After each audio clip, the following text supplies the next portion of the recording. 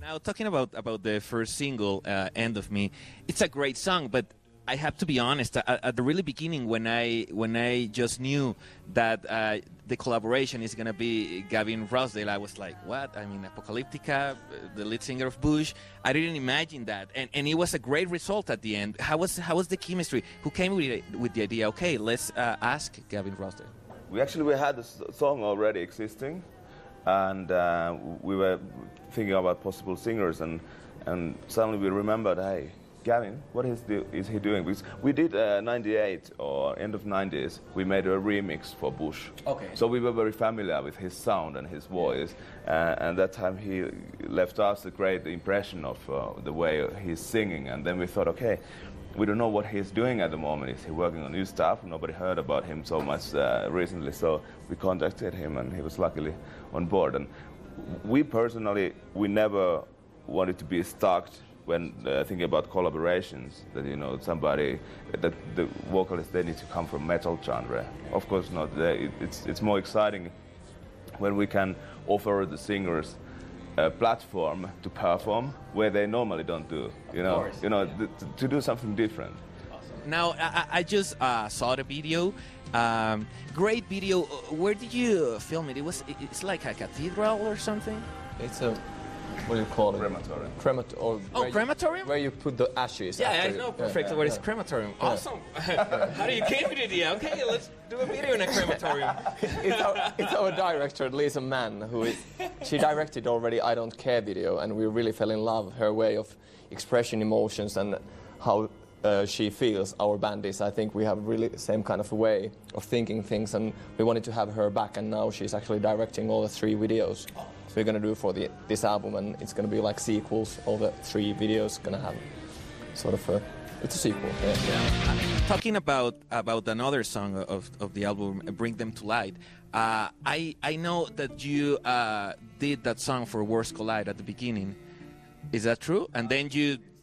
It's not really true, because the song was written just before Worlds Collide was recorded, but it was more like we have a French publisher in Paris, a great old guy, and he was very familiar with Joe, and he thought it's a great idea to put us together to write a song. So it was no plan, let's make a song for Worlds Collide. It was more like, okay, let's sit down and see what happens. And we wrote that song, and I think it didn't just fit to the Worlds Collide. And this time, when we were thinking about the vocal tracks for this album, we wanted to also have something which is totally different, which is not single type, or it's not so rock song. It would be, we wanted to have something really powerful, metal track with vocals. So you didn't change the original version to this one? It's the same one? It's basically the same one. We did some rearranging, but the song itself, it follows very much the thing what was written 3 years ago. I think it's great collaboration in that way, because it's not typical Apocalyptica song. It's not typical Godzilla song. It's something totally different. It's old school thrash metal, type of thing, very fast and furious. And I remember that Joe was very excited about this, to perform the song, because he was like, I never sang this way. I never thought that I could sing this way, because he has his own personal style, and so we all approach something new. And I think that it's a great feeling when you start experimenting with different sounds, and at the end, because of that experiment, it's such a great result at the end.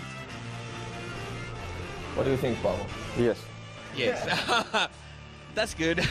No, that's okay. There has been a lot of questions and talking about the cello sounds and Apocalyptica sound. Does it sound Apocalyptica if there is a lot of distortion and it sounds like close to guitar? But we think that the Apocalyptica thing is basically that we are playing the electric cellos, and we have the full range from electric cello sounds to classical cello sound, and it's a big variety of different kind of songs, and you can hear that from the album. And I think that it's really important to not fall into a comfort zone. Like, okay, we know that this is working and we're going to steal there. It's important to say, okay, I mean, this is work for us, but also we want to do another kind of things. See what happened. And with Joe, when we were recording, he wanted to get every sound what we record to the album needs to be exciting Sometimes it was the acoustic cello was the most exciting sound. Sometimes we had to do something different. So it was like, okay, what are you going to play? Okay, I'm playing this minor, not so important thing. But let's find a great sound for that. So he always worked with every sound, and what we were a bit missing now, looking back to the Worlds Collide, we felt that it's very bombastic sound. It's not very breathing. It's like a big wall of sound. And this time we wanted to make the sound big, but that it has a lot of dynamics and variety. And I think that happens, for example, the drums on the album. There's no samples used. And we wanted to get rid of that very polished Pro Tools edited, kind of thing. We wanted to have it more live and more organic. And at least for us, it feels that the album it's more breathing.